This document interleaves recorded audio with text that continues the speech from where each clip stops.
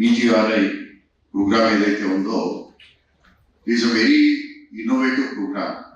ఎందుకంటే మన భారతదేశం చాలా శరవేగంగా అభివృద్ధి చెందుతున్నటువంటి దేశాల్లో ఒకటిగా గుర్తింపబడి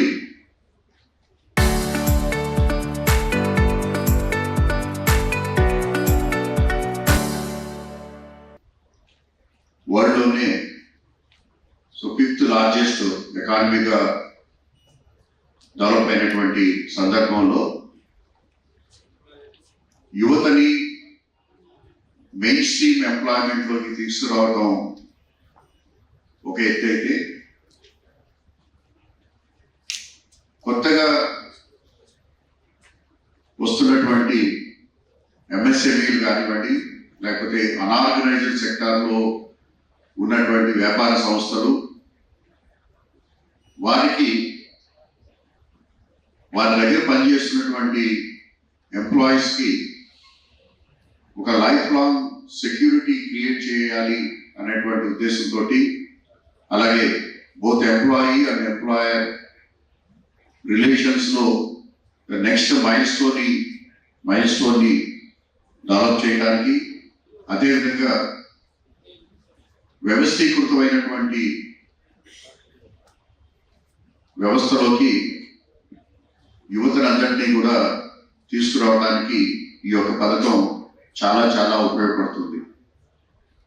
అలాగే మొదటిసారి ఎంప్లాయ్ అయినటువంటి ప్రతి ఒక్కరికి కూడా 15,000 రూపాయలు వారి అకౌంట్లో ప్రభుత్వం జమ చేస్తూ ఉంది. అలాగే ఆ ఎంప్లాయీని తీసుకున్నటువంటి సంస్థ కూడా 3,000 రూపాయల వరకు వారి అకౌంట్లో జమ చేస్తూ ఉన్నారు. తద్వారా లాంగ్ టర్మ్లో ఎంప్లాయీకి ఒక సోషల్ సేఫ్టీ నెట్ అనేది ఉండటమే కాకుండా, అలాగే ఎంప్లాయరు కూడా ఒక బాధ్యతాయుతమైనటువంటి ఎంప్లాయర్గా మార్చడానికి ఈ పథకం ఒక నడ్జ్గా ఉపయోగపడుతూ ఉంది. And I'm very happy to know that the Kadapa region, which covers the entire Rayalaseema and also Nellore, has achieved a great milestone in implementing this scheme. For that, I heartfully congratulate and appreciate the team led by Raviteja Garu. Alage, to all the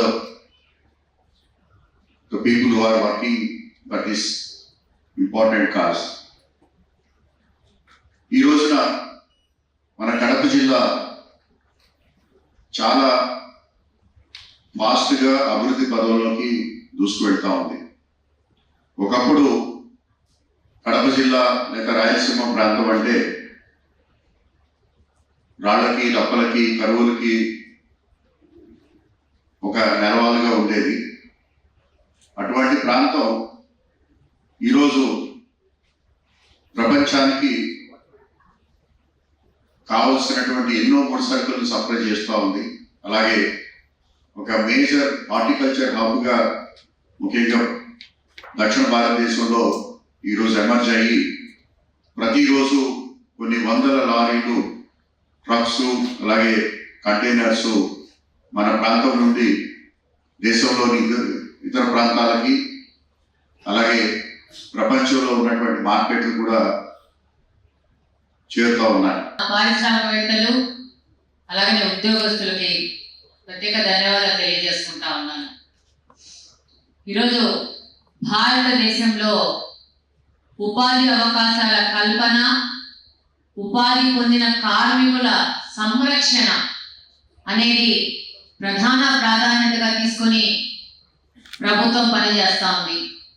దానిలో భాగంగానే ప్రధానమంత్రి వికసిత్ భారత్ రోజ్గార్ యోజన కింద ఈ 2 ఏళ్ల కాల వ్యవధిలో దాదాపు 99,000 కోట్ల రూపాయలు ఉద్యోగ భద్రత కోసం కేటాయించడం జరిగింది. గత సంవత్సరం ఆగస్టు నుంచి రేపు రాబోయే సంవత్సరం 27వ సంవత్సరం వరకు 2 ఏళ్ల కాల వ్యవధిలో ఈ యొక్క డబ్బుని ప్రజల కోసం, ఉద్యోగస్తుల భద్రత కోసం, అలాగే పారిశ్రామికవేత్తలకు ప్రోత్సాహకరంగా ఈ యొక్క ఫండ్స్ రిలీజ్ చేసి వాళ్ళ కోసం ఉపయోగించడం జరిగింది 2 ఏళ్ల కాల వ్యవధి. ఈరోజు పిఎఫ్ చాలా ఇంపార్టెంట్. నా యొక్క ఎక్స్పీరియన్స్ చెప్తాను.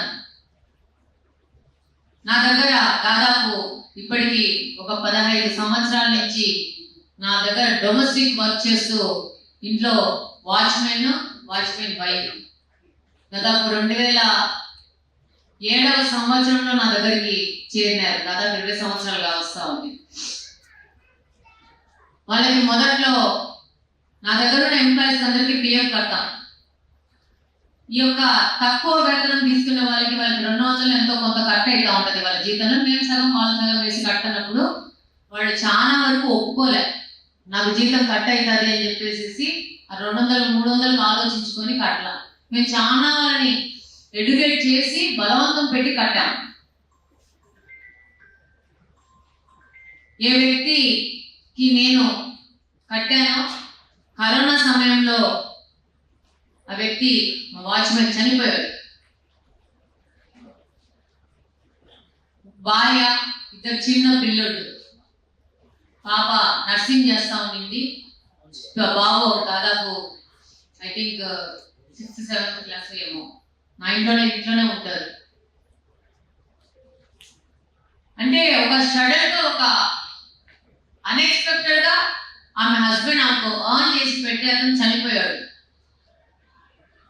ఆ తర్వాత మేము ఆ రోజు వాళ్ళకు బలవంతం పెట్టి కట్టిన ఈ పిఎఫ్ అనేది వాళ్ళకి ఉపయోగపడింది. ఈరోజు ఆ ప్రాసెసింగ్ చాలా టైం పట్టింది సార్. మాకు దాదాపు 4 ఏళ్ళు పట్టింది వాళ్ళకి డబ్బు తెప్పించడానికి.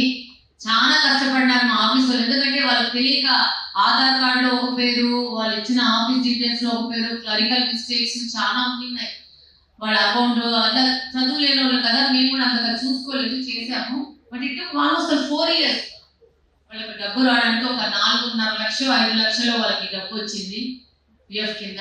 ఆ తర్వాత ఒక 4,000 రూపాయలు ఎవ్రీ మంత్ డిసీజ్డ్ వైఫ్ కి, ఒక 2,000 రూపాయలు ఎంతో డిసీజ్డ్ వైఫ్ కి, ఇంకా 2,000 రూపాయలు మైనర్ కిడ్స్ కి, చిల్డ్రన్ కి ఎవ్రీ మంత్ ఇప్పుడు వస్తా ఉంది. ఒక 2 years నుంచి వస్తా ఉంది.